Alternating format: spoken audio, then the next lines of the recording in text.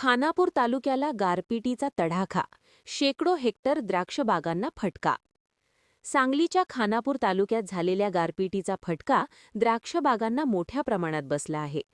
तुफानी गारपिटीमुळे द्राक्षांचे घड अक्षरशः उद्ध्वस्त झाले आहेत. भीवघाट, करंजे, बानूरगड, पळशीसह आसपासच्या गावांमध्ये गारपीट आणि वादळी वाऱ्यासह जोरदार पाऊस झाला आहे. गारपिटीमुळे द्राक्ष बागांमधील घडांना मोठा फटका बसून शेतात अक्षरशः द्राक्ष मण्यांचा खच पडलेला दिसून आला. या गारपिटीमुळे शेकडो हेक्टरवरील द्राक्ष बागांना फटका बसण्याची भीती व्यक्त केली जात आहे.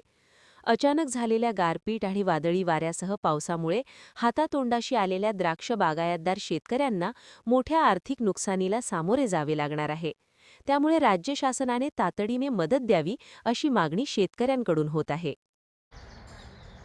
आज दुपारी 2 ते 4च्या दरम्यान देवघाट, करंजे, हिवरे, पळशी, बानूरगड या परिसरात गारपिटीसह वाऱ्याचा पाऊस झाला आणि यामध्ये द्राक्ष बागांचं फार मोठ्या प्रमाणात नुकसान झालेलं आहे.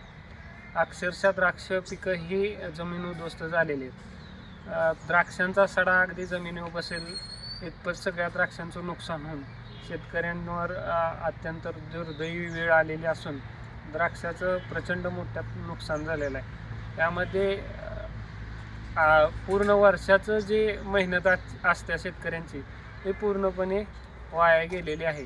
त्यामुळं शेतकरी कुठेतर अडचणीत येऊन पुढच्या वेळेला पुन्हा उभा राहणं अशक्य आहे. त्यामुळं शासनानं तातडीने पंचनामे करावे.